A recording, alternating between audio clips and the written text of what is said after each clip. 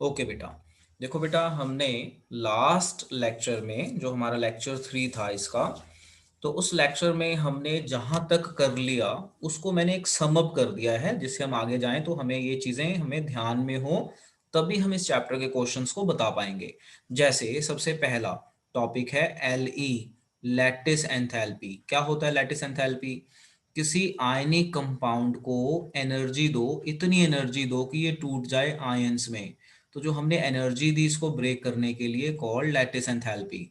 तो it is the energy required to break 1 mole of ionic compound into its constituent ions, इसे हम कहते हैं लैटिस एंथैल्पी। हाइड्रेशन एंथैल्पी क्या होता है? किसी कंपाउंड को पानी में डालो, पानी में डालोगे तो पानी में रिएक्ट करते हुए जो एनर्जी रिलीज होगी मॉइस्चर एब्जॉर्ब करते हुए, that is called hydration enthalpy. अब क्वेश्चन आता है लिथियम फ्लोराइड इज इनसॉल्युबल। ये हम सब कर चुके हैं लेक्चर अपना 3 में। तो जो हमारा लिथियम फ्लोराइड है ये इनसॉल्युबल होता है। अब ये इनसॉल्युबल क्यों होता है? क्योंकि लिथियम फ्लोराइड का साइज होता है छोटा। छोटा होने से इसकी लैटिस एंथैल्पी जो है, देखो यहाँ पे लैटिस एंथैल्पी ज्यादा होगी ना हाइड्रेशन से, तो इनसॉल्युबल है। अगर इसका उल्टा हो जाए तो सॉल्युबल। तो यहाँ पे लैटिस एंथैल्पी हाइड्रेशन से बहुत ज्यादा होती है, इसलिए ये इनसॉल्युबल है। Lithium salts are hydrated. तो इसका क्या बनेगा आंसर कि जो हमारा लिथियम सॉल्ट है वो, उनकी मैक्सिमम डिग्री ऑफ हाइड्रेशन होती है, मतलब वाटर से बहुत जल्दी कंबाइन करते हैं, इसलिए इसे हम कहते हैं hydrated. Alkali metals burn and give colour. Burn होने पे कलर देते हैं, क्यों? क्योंकि एल्कली मेटल के इलेक्ट्रॉन एक्साइट होके हायर लेवल पे चले जाते हैं, और जब वापस आते हैं लोअर लेवल पे तो विजिबल रीजन में एनर्जी रिलीज करते हैं। अच्छा, अब देखो हाइड्रेशन एंथैल्पी अगर लैटिस एंथैल्पी से ग्रेटर हो तो क्या होगा? सॉल्युबल, वो सॉल्ट सॉल्युबल होगा। तो हमेशा याद रखना ये कंसेप्ट, कहीं पे भी आयनिक कंपाउंड की सॉल्युबिलिटी से रिलेटेड कुछ आ जाए और अगर ये लिखा हो कि ये सॉल्युबल है, तो आप बताइए हाइड्रेशन एंथैल्पी लैटिस से ज्यादा है। अगर कहीं ऐसा आ जाए ये इनसॉल्युबल है, तो देखो लैटिस एंथैल्पी ज्यादा है हाइड्रेशन से, तो इनसॉल्युबल है, जैसे हमने सीजियम आयोडाइड में किया। तो सीजियम आयोडाइड में क्या था? लैटिस एंथैल्पी जो है हाइड्रेशन से ज्यादा होती है, मतलब ये भी होती तो ये भी कम है, बट ये हाइड्रेशन इससे भी कम हो जाती है, तो ये सॉल्युबल नहीं होता। मतलब मोटा मोटा ये समझ लो कि लैटिस एंथैल्पी अगर हाइड्रेशन से ज्यादा है तो इनसॉल्युबल। इसका उल्टा ये रहा, अगर हाइड्रेशन एंथैल्पी ज्यादा हो जाए तो सॉल्युबल। तो ये कंसेप्ट है जो हमने ध्यान में रखना है। आज हम आगे चलते हैं। अब जो हमारा आज का टॉपिक है बेटा, इस टॉपिक का नाम है रिड्यूसिंग नेचर। अब देखो रिड्यूसिंग नेचर को हम रिड्यूसिंग एजेंट कह सकते हैं। रिड्यूसिंग एजेंट होता है जो इलेक्ट्रॉन लॉस करे या दूसरों की रिडक्शन करे या खुद की ऑक्सीडेशन करे। वो सब्सटेंसेस या वो एलिमेंट्स जो इलेक्ट्रॉन लॉस करें, दूसरों को रिडक्शन कर दें या खुद की ऑक्सीडेशन कर दें, उसे हम कहते हैं रिड्यूसिंग एजेंट। अब जो हमारे एल्कली मेटल्स हैं, एल्कली मेटल आपको याद ही है, इसका शॉर्टकट ग्रुप 1 हमारे एल्कली मेटल हैं। ग्रुप 1 में जैसे मैं यहाँ पे अगर लिखूं दोबारा, तो देखो हमारे ग्रुप 1 में लीना, शॉर्टकट लीना की रब से फरियाद, ऐसे कर देते हैं, तो ये हो गया हमारा ग्रुप 1। तो ग्रुप 1 में हमने पढ़ा हुआ था ये अपने अपने पीरियड में सबसे बड़े बड़े एलिमेंट हैं। तो ये इलेक्ट्रॉन लॉस करते हैं, दे लूज इलेक्ट्रॉन। ये इलेक्ट्रॉन लॉस कर सकते हैं क्योंकि इनका साइज बड़ा है। अगर इलेक्ट्रॉन लॉस कर सकते हैं तो हम इनको रिड्यूसिंग एजेंट बोलेंगे। मैंने शॉर्ट में लिख दिया आर ए। आर ए मतलब रिड्यूसिंग एजेंट। अब यहाँ पे देखा ये गया है कि जो हमारा लिथियम है ना, लिथियम का साइज होता है छोटा। तो छोटा साइज होने के कारण इसको इलेक्ट्रॉन लॉस नहीं करना चाहिए क्योंकि साइज छोटा है सबसे। बट होता क्या है कि लिथियम सबसे ज्यादा रिड्यूसिंग एजेंट है। अब ये क्वेश्चन बन जाता है, भाई लिथियम की एक्सपेक्टेशन थी कि इसका साइज छोटा है, तो इसको तो इलेक्ट्रॉन लॉस नहीं करना चाहिए क्योंकि साइज छोटा, तो वो इलेक्ट्रॉन लॉस नहीं करेगा, अट्रैक्शन ज्यादा होगी। बट ये सबसे जल्दी लॉस करता है, क्यों? तो इसका आंसर ये देना है कि जो लिथियम आयन है, जब उसकी हाइड्रेशन होती है, क्योंकि जब भी आप रिएक्शन करवाएंगे तो पानी में डाल के रिएक्शन करवाएंगे, तो जैसे ही हाइड्रेशन करेंगे, हाइड्रेशन एनर्जी इतनी ज्यादा होती है कि ये अपना एक इलेक्ट्रॉन लॉस कर देता है। यानी हाइड्रेशन एनर्जी इतनी ज्यादा होती है कि इसकी आयनाइजेशन एनर्जी को ओवरकम कर देती है। देखो मैं समझाता हूँ, जरा समझना ध्यान से क्या मतलब है कहने का। देखिए जो हमारा लिथियम आयन है, इसका साइज होता है छोटा। जो हमारा लिथियम है ना, ऐसे समझिए, लिथियम आयन, इसका साइज है छोटा। मैं ऐसे एक फ्लो चार्ट की फॉर्म में बनाता हूँ, साइज है स्मॉल। बट जैसे ही इसकी हाइड्रेशन होती है, जैसे ही हम इसकी क्या करते हैं, हाइड्रेशन, जैसे ही हाइड्रेशन करते हैं, एनर्जी इतनी ज्यादा रिलीज होती है, एनर्जी जो है बहुत ज्यादा है, बहुत ज्यादा एनर्जी रिलीज होती है, large energy is released, large energy released. ये एनर्जी इतनी ज्यादा होती है कि इसका इलेक्ट्रॉन लॉस करवा देती है। इसलिए लिथियम की जो एक्सपेक्टेशन थी कि ये रिड्यूसिंग नहीं होगा, ये सबसे ज्यादा हो जाता है, क्योंकि छोटा साइज है। हाइड्रेशन जब करते हैं तो हाइड्रेशन एंथैल्पी बहुत ज्यादा हो जाती है। हाइड्रेशन एंथैल्पी इज ई लिख देता हूँ।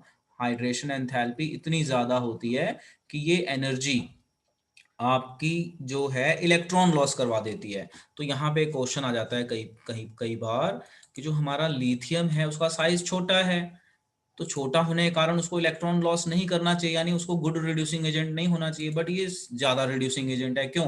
तो सिमरन बेटा क्या आंसर लिखेंगे? बोलो बेटे, क्या आंसर लिखा जाएगा? क्योंकि उसका जो स्मॉल साइज के कारण जब उसकी हाइड्रेशन हेल्प हम करते हैं तो हम्म। लार्ज एनर्जी होती है हाँ, विच। और वो एनर्जी उसका इलेक्ट्रॉन लॉस करवा देती है, और बाकियों में क्या है, बाकियों का साइज वैसे ही बड़ा है तो ये फटाफट लॉस कर देते हैं। बट लिथियम का था कि इसका साइज छोटा है, इसको नहीं लॉस करना चाहिए। तो इसमें होता क्या है कि जब हम रिएक्शन करने के लिए पानी में डालते हैं, तो पानी से रिएक्ट करने को हम हाइड्रेशन एंथैल्पी कहते हैं। इतनी ज्यादा एनर्जी रिलीज होती है कि उसका इलेक्ट्रॉन ही निकल जाता है एक और। अब देखो यहाँ पे थ्योरी पढ़ता हूँ, जरा देखो। The alkali metals are strong reducing agent, ठीक है। The lithium being the most, वैसे इसको लिस्ट होना चाहिए था क्योंकि साइज छोटा है, कह रहा lithium being the most and sodium the least powerful, the standard electrode potential which measures the reducing power represent the overall change। तो यहाँ पे ना पूरी एक्सप्लेनेशन नहीं दी हुई, यहाँ पे सीधा मोटा मोटा बता दिया है। तो मैंने आपको यहाँ पे रीजन दे दिया कि जो हमारा लिथियम है वो क्यों है मोस्ट, क्योंकि जब हम रिएक्शन करने के लिए उसे पानी में डालते हैं तो हाइड्रेशन एंथैल्पी इतनी ज्यादा हो जाती है कि उसका एक इलेक्ट्रॉन उसका निकल जाता है। So this is important. अब देखो रिड्यूसिंग नेचर कैसे होता है, जब मेटल्स रिएक्ट करते हैं तो कैसे रिएक्ट करते हैं। पहले जब हम रिएक्शन करते हैं तो पहले जो मेटल सॉलिड है वो गैस में चेंज होता है, इसे कहते हैं सब्लिमेशन। और फिर मेटल इलेक्ट्रॉन लॉस करता है। देखो सॉलिड स्टेट में इलेक्ट्रॉन लॉस नहीं होता, जब भी कोई रिएक्शन होती है तो पहले मेटल सॉलिड से गैस में चेंज होता है, फिर गैस से आयन में, आयन मतलब लॉस ऑफ इलेक्ट्रॉन, और जब ये पानी में जाता है, पानी में जाएगा तो हाइड्रेशन एंथैल्पी बन जाएगी, क्योंकि ये मॉइस्चर से रिएक्ट करेगा ना। तो यही चीज लिथियम की बहुत ज्यादा है, ये वाली एनर्जी इतनी ज्यादा है कि आयनाइजेशन उसका हो जाता है, ठीक है ना। क्योंकि ये सारा कुछ करने के लिए हम उसको पानी में डालते हैं, तो पानी में डालते हैं तो हाइड्रेशन एनर्जी इतनी ज्यादा होती है कि उसका एक आयनाइजेशन को क्रॉस कर जाती है, और इसका अपना रिड्यूसिंग नेचर ज्यादा है। तो अब हम मोटा मोटा बोले तो रिड्यूसिंग का मतलब क्या है, लूज करना, इलेक्ट्रॉन को लॉस करना, बस मोटा मोटा अपने ब्रेन में डाल लो। रिड्यूसिंग एजेंट का क्या मतलब है, इलेक्ट्रॉन को लॉस करना। चलते हैं अब हम आगे और देखते हैं हमारा अगला टॉपिक जो कि बहुत इंपॉर्टेंट है। ये रहा हमारा अगला टॉपिक, और ये बहुत बहुत इंपॉर्टेंट टॉपिक है। क्या टॉपिक है? टॉपिक का नाम है सॉल्यूशन इन लिक्विड अमोनिया। देखो, जो हमारा सॉल्यूशन हम बनाएंगे एल्कली मेटल का लिक्विड अमोनिया में तो कैसा बनेगा, बहुत ही इंटरेस्टिंग क्वेश्चन बनता है यहाँ पे कि जब हम एल्कली मेटल को लिक्विड अमोनिया में डालते हैं तो हमें उसका ब्लू कलर क्यों मिलता है, ये क्वेश्चन है। अभी हम समझते हैं इसको भी। तो देखो जरा, the alkali metal dissolved in liquid ammonia giving deep blue solution which are conducting in nature। conducting मतलब इलेक्ट्रिसिटी कंडक्ट कर सकते हैं प्रॉपरली। अब यहाँ पे एक रिएक्शन दे दी, जरा इस रिएक्शन को देखो। Metal, metal means any metal, और अमोनिया से रिएक्शन हुई और ये बना इस तरीके से। अब जो ये रिएक्शन है ना, इस रिएक्शन को समझने में बहुत दिक्कत आती है। जैसे कई बार बच्चे पूछते हैं ये एक्स वाई क्या है, ये एम क्या है। तो अब हम इस रिएक्शन को समझ लेते हैं, बाकी आसान है। तो पेपर में अगर कभी क्वेश्चन आ जाए कि जब हम एल्कली मेटल को लिक्विड अमोनिया में डालते हैं तो वो सॉल्यूशन ब्लू क्यों हो जाता है, by the solution become coloured, तो आंसर वही है। उसका आंसर है ये मेन अमोनिएटेड इलेक्ट्रॉन। ये जो ई लिखा है ना, अमोनिएटेड इलेक्ट्रॉन, ये इलेक्ट्रॉन एक्साइट हो जाता है और जब वापस आता है तो एनर्जी रिलीज करता है। तो हम इस रिएक्शन को पहले समझ लेते हैं, फिर हम इस क्वेश्चन को देखते हैं। तो देखो जरा, हमें पता है ग्रुप वन में कौन से एलिमेंट है, लीना की रब से फरियाद, ये हो गए हमारे ग्रुप वन के एलिमेंट। अब क्या हुआ, ये हमारे ग्रुप वन के मेटल हो गए, तो इसको हम और करके एम लिख सकते हैं, जो ये वाला एम है। एम मतलब any metal from here, M का मतलब है एनी मेटल फ्रॉम हेयर। तो देखो अब मैं यही रिएक्शन यहाँ लिखता हूँ एम। जब हम मेटल की रिएक्शन करते हैं लिक्विड अमोनिया से, ये हमने लिक्विड अमोनिया से कर दी रिएक्शन, तो क्या होगा, मेटल इलेक्ट्रॉन लॉस करता है। जरा ध्यान से समझना, मेटल की हम जब भी रिएक्शन करेंगे तो मेटल क्या करेगा, इलेक्ट्रॉन लॉस करेगा, और इलेक्ट्रॉन लॉस करके एम पॉजिटिव बनाएगा। अब ये अमोनिया भी बहुत सारे हैं, तो ये जो पॉजिटिव वाला एम है ये अमोनिया से जुड़ जाता है, पॉजिटिव एम और अमोनिया जुड़ जाते हैं। कितने जुड़ते हैं, लेटस से एक्स जुड़ जाते हैं, अगर ये तीन जुड़ जाएं, जितने भी जुड़ जाएं, और ये बन गया ओवरऑल प्लस। साथ में जो ये इलेक्ट्रॉन लॉस हुआ है ये पानी में गया है, अमोन सोल्यूशन है ना, तो सोल्यूशन में आपका पानी होगा सॉल्वेटेड, तो हाइड्रोजन बॉन्डिंग से अमोनिया फिर जुड़ जाएगा इसके साथ, तो ये बनाएगा NH3 आपका Y, NH3Y ले लेते हैं, और ये हो गया आपका माइनस बिकॉज ऑफ इलेक्ट्रॉन, एक ने लॉस किया तो एक ने गेन किया, इस तरह से आप समझ लो। अब जो ये अमोनिएटेड इलेक्ट्रॉन है, ये इलेक्ट्रॉन ये एनर्जी अब्सॉर्ब करके एक्साइट हो जाएगा, और जब वापस अपने लेवल पे आएगा तो ये एनर्जी रिलीज करेगा विजिबल रीजन में, जो हमें कलर की फॉर्म में नजर आएगा। अब हमारा ये है कि ये एक्स वाई जो भी है, तो ये अमोनिया हो जाएगा एक्स प्लस वाई, ये इस तरीके से होता है। तो बच्चे ना कई बार यही कंफ्यूज होते हैं कि सर ये एक्स वाई नहीं समझ में आया क्या है, तो ये मैंने आपको एक्स वाई समझाने की कोशिश की है, ये बैलेंसिंग नंबर है यहाँ का। मतलब अगर मैं इसे दूसरे तरीके से समझाऊं, मान लो ये मेटल है एम, Na, मान लेते हैं मेटल है Na, जब हम इसकी रिएक्शन करेंगे अमोनिया से, लेटस से अमोनिया से हमने रिएक्शन की, सपोज कर लेते रिएक्शन हुई, तो NaNH3 6 बन गया। समझ में आ गई बात, ये बन गया NaNH3 6 पॉजिटिव, यानी मैंने ना वैल्यू डाल दी, एक्स की वैल्यू डाल दी। इसी तरह से नीचे वाला क्या बन जाएगा, ENH3, मान लेते हैं ये भी 6 हो गया, ये माइनस में हो गया। तो अब जो हमने ये लिखा था एक्स वाई, अब आपको समझ में आ गया होगा, ये बैलेंसिंग नंबर होता है बेसिकली। तो अब ये है एक्स है हमारा, ये एक्स था यहाँ पे, और ये वाई था यहाँ पे, तो 6 + 6 ये हो गया 12। चेक करो बैलेंस हो गया रिएक्शन, चेक करो बैलेंस हो गई कि नहीं। तो कई बार बच्चे यही कंफ्यूज होते हैं कि सर हमें ना ये एक्स वाई नहीं समझ में आया, ये एक्स वाई क्यों क्यों लिखा है। तो X Y basically balancing number है, मैंने यहाँ पे एग्जैक्ट तरीके से करके बता दिया। एक हाइपोथेटिकल की सोडियम की अमोनिया से रिएक्शन हुई, मेटल में से कोई भी मेटल ले सकते हैं, मैंने सोडियम ले लिया, अमोनिया से रिएक्शन हुई, तो इसमें 6 आए, तो इस 6 को हमने x मान लिया, इसमें 6 आए तो हमने x मान लिया, तो बैलेंस करते हैं ना बाद में, तो x + y लिख दिया, क्योंकि हमें ये पता नहीं एग्जैक्ट नंबर कितना है। तो मैंने ये हाइपोथेटिकल लेके दिखा दिया कि मान लो ये 6 है, मान लो ये 6 है, तो ये हो गया आपका, इस तरीके से ये रिएक्शन हो जाएगी। अब हमारे क्वेश्चन पे आते हैं। क्वेश्चन है कि जब हम एल्कली मेटल को लिक्विड अमोनिया में डालते हैं तो हमारा जो सॉल्यूशन है वो ब्लू कलर का बन जाता है। अब क्वेश्चन है कि वो ब्लू कलर का क्यों बनता है, तो इसका आपने सिंपल आंसर देना है, बिकॉज ऑफ अमोनिएटेड इलेक्ट्रॉन। जो ये वाला इलेक्ट्रॉन है ना, ये वाला अमोनिया के साथ में इलेक्ट्रॉन, तो इसे बोलेंगे ammoniated electron, because of ammoniated electron, कि ये इलेक्ट्रॉन एक्साइट हो जाता है, एक्साइट होने के बाद जब लोअर लेवल पे आता है तो एनर्जी रिलीज करता है जो विजिबल रीजन में आती है और हमें एक कलर की फॉर्म में दिखती है। सिमरन बताओ बेटा, मैंने क्या समझाया। पहला क्वेश्चन कि जब हम एल्कली मेटल को लिक्विड अमोनिया में डालते हैं तो वो कलर क्यों हो जाता है, बताओ। सर बिकॉज उसका अमोनिएटेड जो इलेक्ट्रॉन होता है वो हम्म एक्साइट होके जब बैक आता है तो वो विजिबल स्टेट में। बिल्कुल वही वाला जो हमने कलर वाला कंसेप्ट पढ़ा था। अब ओके, ये रिएक्शन समझ में आ गई। मेन ये पेपर में लिखनी है, मैंने हाइपोथेटिकली समझा दी, पेपर में ये लिखी जाएगी, क्योंकि मेटल मतलब एनी मेटल, तो मैंने एक मेटल लेके एग्जांपल करके दिखा दी। तो ये एक्स और वाई का मतलब समझ में आ गया क्यों लिखा है यहाँ पे, बोलो। Yes sir. सर चलो, एक बार दोबारा बता दो, हाँ जी बेटा मैं बिल्कुल समझ। बताएंगे दोबारा। तो एक बार हम इसको क्वेश्चन को समझते हैं दोबारा से। देखो जी, क्वेश्चन है कि आपके पास ये वाली मेटल है, ठीक है, इस मेटल को आपने पानी में डाल दिया। यहां तक समझ में आ गया कि आपके पास ये मेटल है, इस मेटल को आपने कौन से पानी में डाल दिया, gas sir. Liquid liquid ammonia में। कहाँ डाल दिया, लिक्विड लिक्विड अमोनिया। अमोनिया। तो कह रहा है कि जैसे हमने लिक्विड। लिक्विड अमोनिया में डाला तो जो इसका कलर था वो ब्लू हो गया, सोल्यूशन का कलर ब्लू हो गया। पहला तो क्वेश्चन ये था कि सोल्यूशन का कलर ब्लू हो गया। अब क्वेश्चन यही है कि भाई ब्लू क्यों होता है, ठीक है। तो अब पेपर में मान लीजिए ये क्वेश्चन आ गया, भाई सोल्यूशन का कलर ब्लू क्यों होता है, तो आप क्या करेंगे, आप क्या करेंगे, आप सबसे पहले तो ये रिएक्शन लिखेंगे, और ये रिएक्शन याद करनी पड़ेगी, मैंने तरीका बता दिया याद करने का, ठीक है। फिर आंसर में बताएंगे आप कि जो ये वाला इलेक्ट्रॉन है, ये वाला जो इलेक्ट्रॉन है, ये वाला, आप ध्यान से देखो, जो हमने हाँ जी रिएक्शन सर। लिखी है इस रिएक्शन में ये इलेक्ट्रॉन आ गया।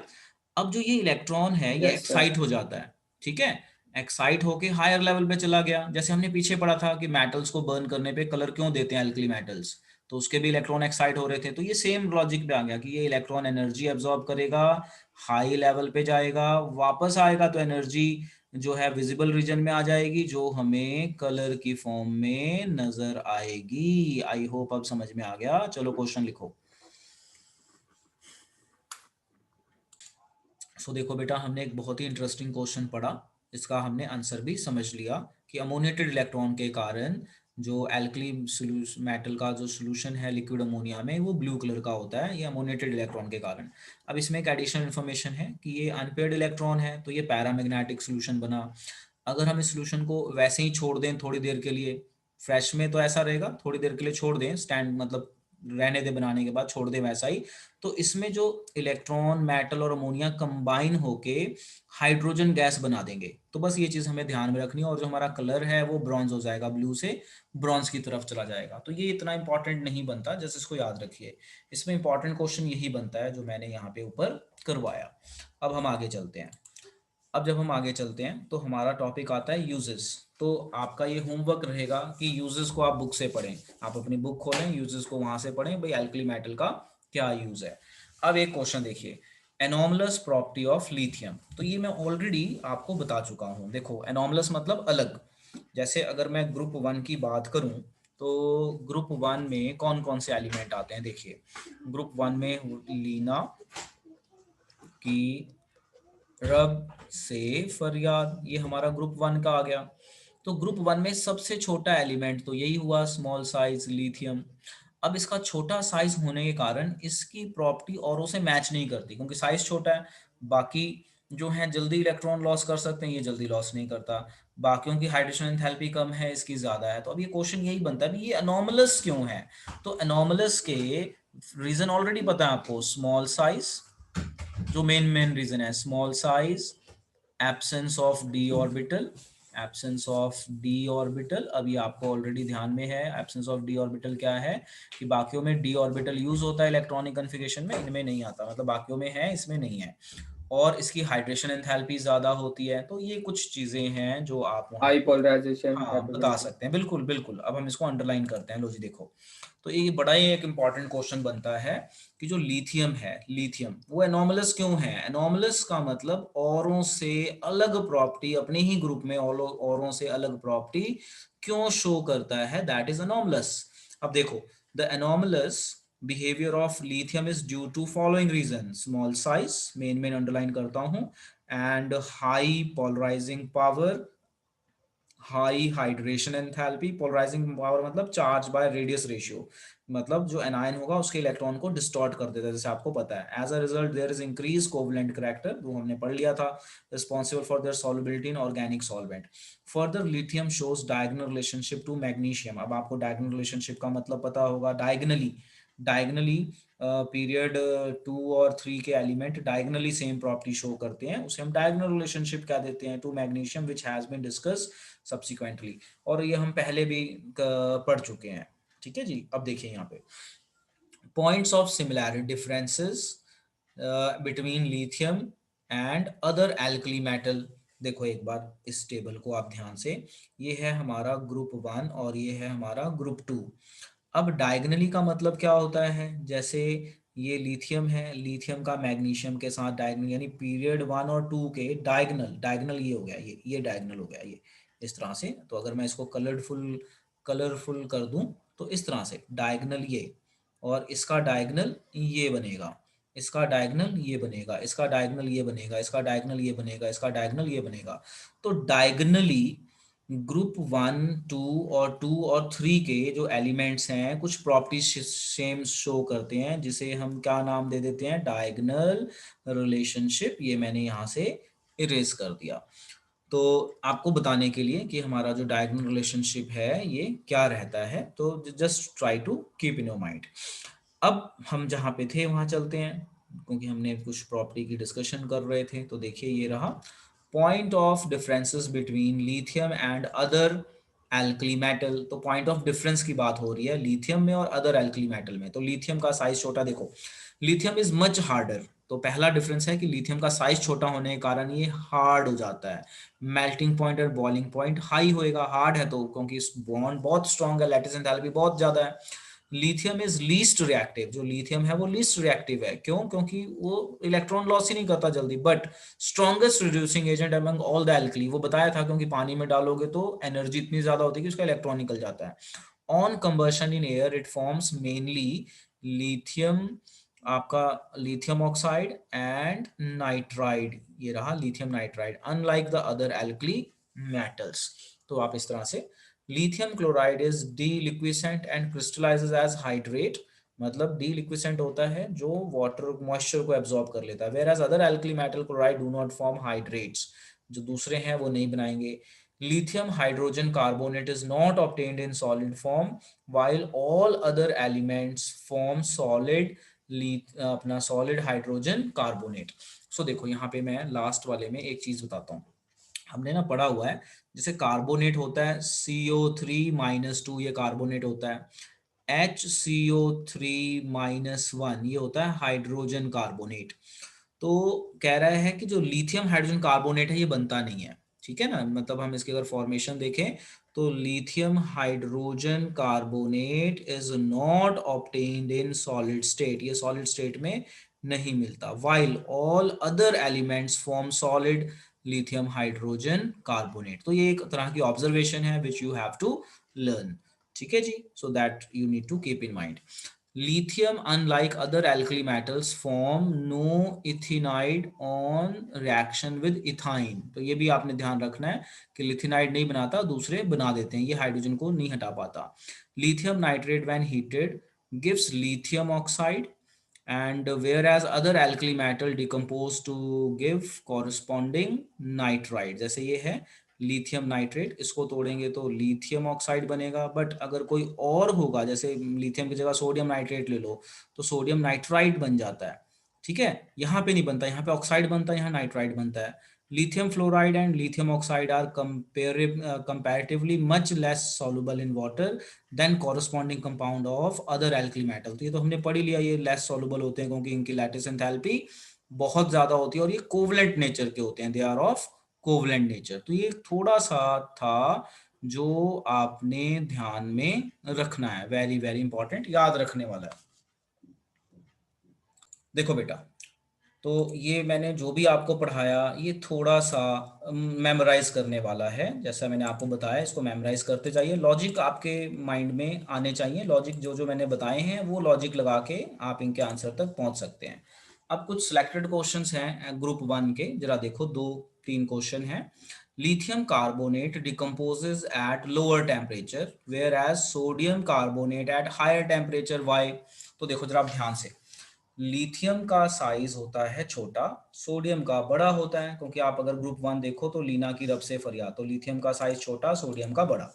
तो जो छोटा साइज होता है वो होने के कारण ये एनायन को स्टेबलाइज नहीं कर पाता, जो हमारा एनायन है ना, ये एनायन है, देखो लिथियम कार्बोनेट, तो कार्बोनेट आपका एनायन है, ये एनायन को स्टेबलाइज नहीं कर पाता, स्टेबलाइज मतलब स्ट्रॉन्ग बॉन्ड नहीं बना पाता, तो स्ट्रॉन्ग बॉन्ड ना बनाने के कारण ये हीट करने पे टूट जाता है, ठीक है। जबकि सोडियम कार्बोनेट में सोडियम का साइज बड़ा है और ये इसको स्टेबल बना देता है।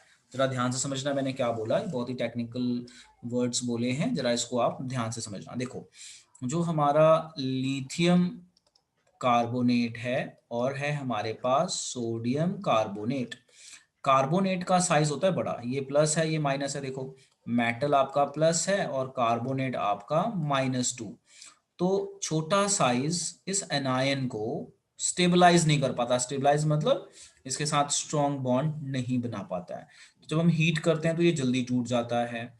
जबकि सोडियम और ये कार्बोनेट एक दूसरे को स्टेबलाइज कर पाते हैं, स्ट्रॉन्ग बॉन्ड बना पाते हैं, आप ऐसा समझ लीजिए।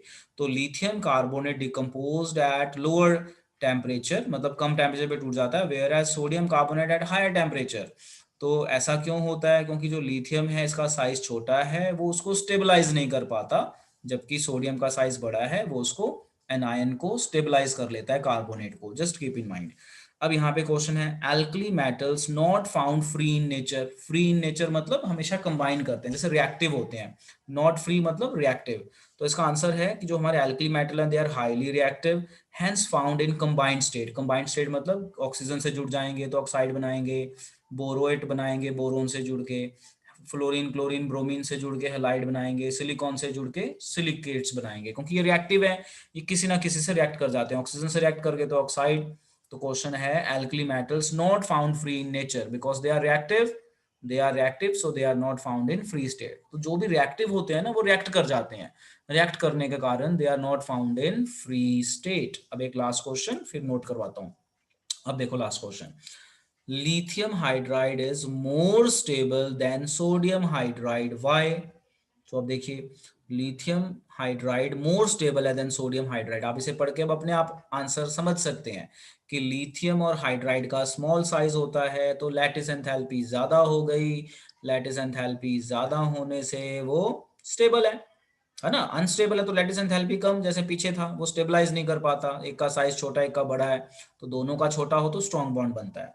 अब लिथियम शोज एनॉमलस बिहेवियर, तो ये मैं बता चुका हूँ, small size, high ionisation enthalpy, D absent, है ना, डी ऑर्बिटल एब्सेंट, यहीं पे लिख देता हूँ डी ऑर्बिटल एब्सेंट। तो ये मैंने जो भी आंसर बताए ना बहुत शॉर्ट में आंसर लिखे हैं और ये बड़े इंपॉर्टेंट क्वेश्चन है, पेपर में आते हैं। अब आप इसे नोट कीजिए और बेटा याद कीजिए।